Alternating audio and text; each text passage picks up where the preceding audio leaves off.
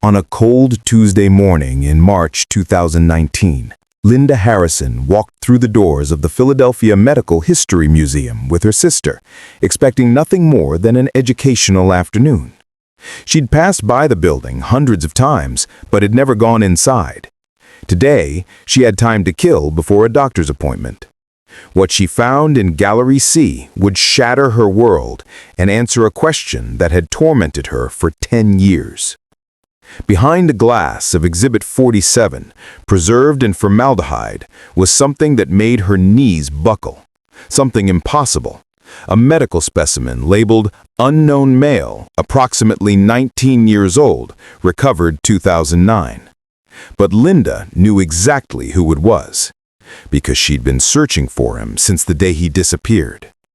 This is the story of how a mother's worst nightmare became a decade-long mystery, and how a single museum visit would expose a failure of the system so profound it would lead to federal investigations, lawsuits, and questions that still haunt everyone involved.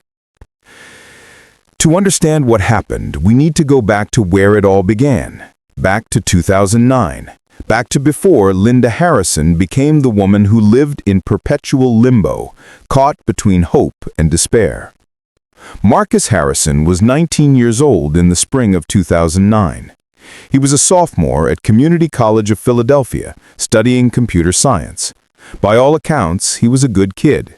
Not perfect, he'd struggled with anxiety and had been seeing a therapist since high school, but he was working through it. He had friends, he had plans. His mother, Linda, a nurse at Jefferson Hospital, had raised Marcus and his younger sister, Jasmine, mostly on her own after divorcing their father when Marcus was 12. Money was tight, but they were close. Marcus called his mom almost every day, even if just to check in. Which is why Linda knew something was wrong when her phone didn't ring on April 14, 2009. Marcus had left for his morning classes that Tuesday. Linda was working a double shift at the hospital. He'd sent her a text at 9:47 a.m. "Love you, Mom. See you tonight. Don't work too hard." It was the last message she would ever receive from him. When Linda got home at 11 p.m. that night, Marcus wasn't there. His bed hadn't been slept in. His car, a 2003 Honda Civic, was still parked outside their apartment in the Fishtown neighborhood. She called his phone. Straight to voicemail. She called his friends. None of them had seen him after his 10 a.m. class. By 2 a.m., Linda was at the police station filing a missing person report. Now, here's where the first cracks in the system begin to show. Detective Raymond Chen was assigned to Marcus's case. He was a 20-year veteran of the Philadelphia Police Department, and he'd seen hundreds of missing person cases. In his experience, 19-year-old men didn't stay missing for long. They ran off with girlfriends, they had mental health crises, they needed space. The statistics backed him up. According to the National Crime Information Center, over 600,000 people are reported missing every year in the United States. The vast majority are found within 72 hours. So, Detective Chen followed the standard protocol. He interviewed Marcus's friends and professors. He checked bus and train stations. He reviewed ATM transactions and credit card usage. Nothing. Marcus's phone last pinged off a cell tower near Penn Treaty Park at 11:23 a.m. on April 14th. After that, it went dark. Linda, meanwhile, wasn't waiting around. She printed hundreds of flyers with Marcus's picture, a photo from Christmas 2008 where he's wearing a red sweater and his signature shy smile. She posted them on every telephone pole, in every coffee shop, on every community board she could find. She created a Facebook page, Help Find Marcus Harrison. She appeared on local news. She organized search parties that combed through Penn Treaty Park, the Delaware riverfront, abandoned buildings in Kensington. Nothing. Weeks turned into months. The investigation stalled. Detective Chen told Linda what she didn't want to hear. Without any evidence of foul play, without any financial activity, without any credible sightings, the case was growing cold. But here's what Linda didn't know, what no one knew. On April 15, 2009, just one day after Marcus was reported missing, the body of an unidentified young man was pulled from the Delaware River by the Philadelphia Fire Department Marine Unit. The medical examiner's office took custody of the remains. An autopsy was performed. Cause of death: drowning. Manner of death: undetermined. Could be accident, could be suicide, could be homicide. There was no ID on the body. Linda, I need you to prepare yourself for the possibility that we may never know what happened to Marcus. I'm not saying give up, but I am saying you need to find a way to live with this.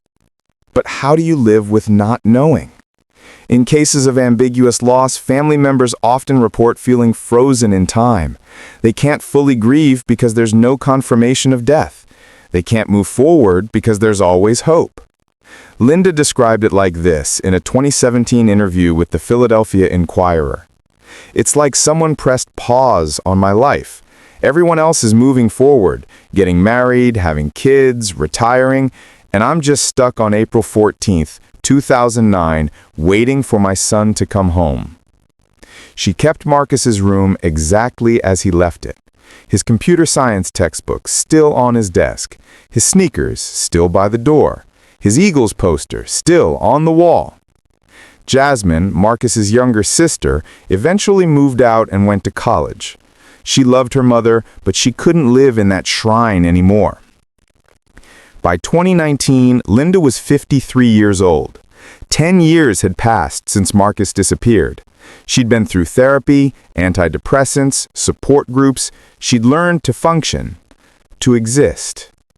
She'd never stopped hoping, but the hope had changed. It was quieter now, more resigned. In March of that year, Linda's sister, Denise, came to visit from New York. Denise was worried about Linda. She'd been increasingly isolated, declining invitations, avoiding friends.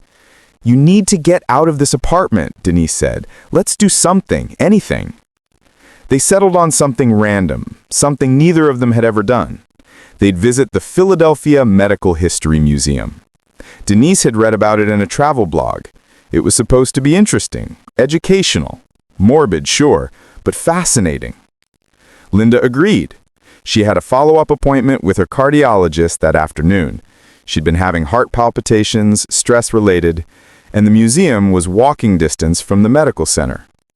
Neither of them could have imagined what they were about to walk into. The Philadelphia Medical History Museum is located in a converted brownstone in Center City. It's small, just 4 galleries, and it houses a collection of medical oddities, anatomical models from the 1800s, and historical equipment spanning 200 years. Gallery A features antique surgical instruments. Gallery B showcases wax anatomical models from the 1800s. Gallery C contains preserved specimens, organs affected by disease, skeletal remains, full-body preparations for medical education. It's Gallery C where our story reaches its breaking point. Linda and Denise entered the museum at 11:15 a.m. on March 12, 2019. They paid the $15 admission fee. They browsed Gallery A, made jokes about the terrifying-looking surgical saws from the Civil War era. They moved into Gallery B. The wax models were impressive, if a bit disturbing. And then they walked into Gallery C. The gallery was dimly lit. About 15 specimens lined the walls in glass cases, each with a small placard providing medical context. A brain preserved showing stroke damage. A lung destroyed by emphysema. A skeleton with severe scoliosis. Linda walked slowly past each exhibit. Denise was a few steps ahead. And then she stopped. She stopped so suddenly that a man behind her nearly walked into her. She was staring at Exhibit 47. The specimen was a full torso and head, preserved in a large glass cylinder filled with formaldehyde. The placard read, "Unknown male, approximately 19 years old, recovered 2009. Specimen demonstrates the effects of prolonged water submersion on human tissue." donated to the museum by the Philadelphia Medical Examiner's Office. The face was discolored, distorted by preservation and decomposition. The features were not immediately recognizable. But Linda saw something. She saw the scar. A small scar about an inch long, just above the left eyebrow. Marcus had gotten that scar when he was 7 years old. He'd been playing in the backyard and ran into the corner of a metal shed, 3 stitches. Linda had been the one to take him to the ER. She'd held his hand while they stitched him up. She'd kissed that scar 1,000 times. And she was looking at it now. "Denise." Linda's voice was barely a whisper. "Denise, come here." Her sister walked over. "What's wrong?" She couldn't speak, she could only point. Denise looked at the specimen, looked at the placard, looked at her sister. "Linda, what?" How did the system scar, fail Linda this said. badly? "Look at the scar." The investigations that followed revealed a cascade of failures. First, the medical examiner's office had entered John Doe number 47's information into NamUs, the National Database for Unidentified Persons. Marcus's missing person information was also in NamUs, but the systems weren't automatically cross-referenced. Someone, a human being, had to manually search for matches. It never happened. Second, the DNA sample from John Doe number 47 was stored, but it was never run against the DNA samples that family members of missing persons had submitted to the database. This was due to budget constraints and staffing shortages. The backlog was enormous. Third, the physical description of John Doe number 47, white male, approximately 19 years old, 5'10", brown hair, matched Marcus Harrison's description almost exactly. But because the missing person report was filed with the Philadelphia Police Department and the unidentified remains were processed by the medical examiner's office, the two systems didn't communicate effectively. Fourth, Detective Chen had requested that Marcus's dental records be uploaded to NamUs for comparison against unidentified remains. But due to an administrative error, the records were never uploaded. Chen was never informed that the upload failed. In short, Marcus Harrison fell through the cracks of a fragmented, underfunded, overwhelmed system that processes thousands of missing persons and unidentified remains every year.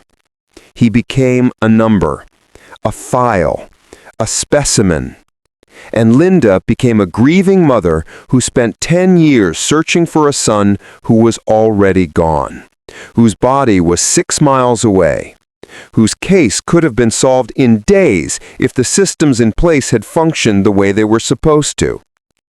On April 3, 2019, what would have been Marcus's 29th birthday, Linda Harrison buried her son.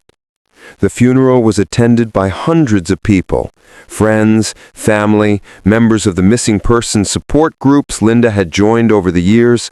Detective Chen was there. Even Dr. Grayson from the museum attended, visibly shaken by the role her institution had unwittingly played. Linda delivered a eulogy that left no dry eyes in the room. "Marcus was a good kid," she said. "He deserved better than this. He deserved to be identified.